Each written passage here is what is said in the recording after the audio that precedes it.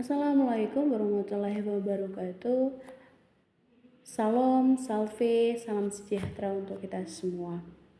Pada hari ini saya akan membahas atau merefleksikan kembali materi yang telah dipelajari, yaitu materi dari filsafat bahasa, yakni dengan tema yaitu hakikat bahasa. Sebelum kita memasuki dalam hakikat bahasa, tentunya kita harus tahu bahasa itu adalah alat komunikasi yang digunakan oleh manusia untuk menyampaikan sebuah pikiran, sebuah ide, sebuah gagasan, maupun perasaan. Sedangkan filsafat bahasa itu adalah cabang linguistik yang mengkaji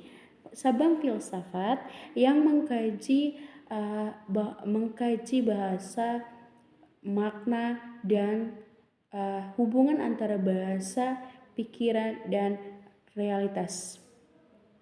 Secara sederhana, filsafat bahasa adalah kajian filosofi tentang bahasa dan logika dan segala persoalan yang berkaitan dengan seperti arti kata, struktur kalimat, dan penggunaan bahasa dalam kehidupan kita sehari-hari. Adapun perkembangan dari filsafat bahasa dari zaman kuno Yunani, terus di abad pertengahan, terus dari zaman modern sampai zaman kontemporer atau zaman kita saat ini, zaman modern. Di dalam perkembangan itu, karena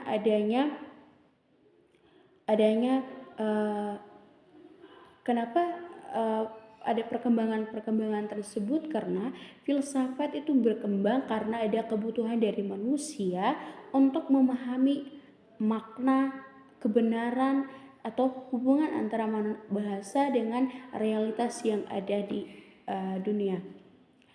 Adapun ruang lingkup dari bahasa, yaitu yang pertama, ruang lingkup bahasa.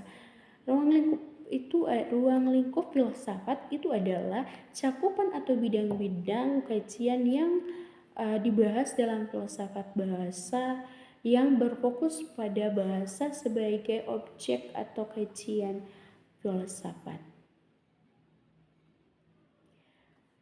Adapun perkembangan ruang lingkup dari bahasa, yaitu yang pertama itu adalah makna atau semantik, yang kedua itu adalah pragmatik atau penggunaan bahasa, yang ketiga itu adalah struktur bahasa atau sintaksis, dan yang keempat adalah bahasa dan pikiran, dan yang kelima itu adalah bahasa dan realitas.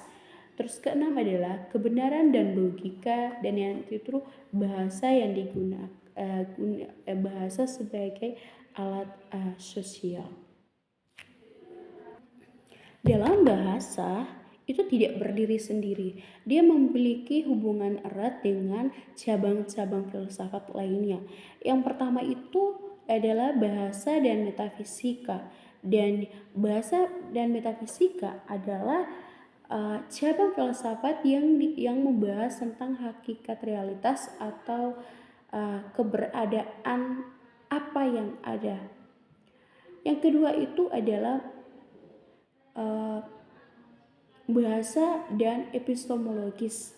Epistemologis adalah cabang linguistik yang membahas tentang pengetahuan, bagaimana manusia itu mengetahui sesuatu. Terus yang ketiga itu adalah bahasa dan logika. Logika adalah tentang cara berpikir yang benar dan sistematis. Dan yang contohnya, saya mengambil kesimpulan, metafisika itu adalah apa yang dibahas sesuai dengan realitas, sedangkan epistemologis itu bagaimana diketahui, itu pengetahuannya, sedangkan logika itu bagaimana kita pikirkan, bagaimana dipikirkan dengan benar atau penalaran.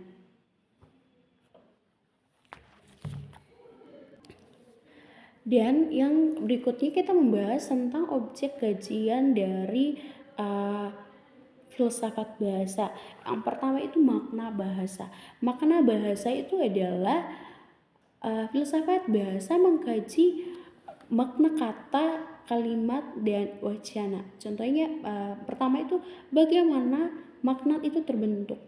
Yang kedua itu makna denotatif dan konotatif. Denotatif itu artinya makna yang memiliki tidak bersifat ambigu, yaitu maknanya jelas, maknanya cuma satu. Sedangkan konotatif itu maknanya tuh memiliki ganda, memiliki makna lain. Sedangkan yang ketiga itu adalah makna dalam konteks. Yang kedua adalah simbol dan tanda bahasa. Bahasa dipandang sebagai sistem tanda atau simbol karena memiliki hubungan penanda dan pertanda. Yang kedua adalah bahasa sebagai sistem simbol. Yang ketiga adalah struktur bahasa karena mengkaji bahasa yang disusun dengan tata bahasa, susunan kalimat, dan hubungan antara unsur-unsur bahasa itu sendiri. Yang keempat itu penggunaan bahasa. Mengkaji bagaimana bahasa digunakan dalam kehidupan kita sehari-hari atau kehidupan nyata, yaitu konteks penggunaan bahasa, maksud dari pembicara, dan bahasa dalam interaksi sosial. Yang kelima itu bahasa dengan pikiran, yaitu mengkaji hubungan antara bahasa dengan proses berpikir dari manusia. Yang keenam itu bahasa dengan realitas, bagaimana mengkaji bahasa dengan dunia nyata. Sedangkan ketujuh adalah kebenaran dalam bahasa, mengkaji bagaimana bahasa digunakan untuk menyatakan sebuah kebenaran. Mungkin itu saja yang saya jelaskan tentang hakikat bahasa. Semoga boleh bermanfaat bagi kita semua. Sekian dan terima kasih.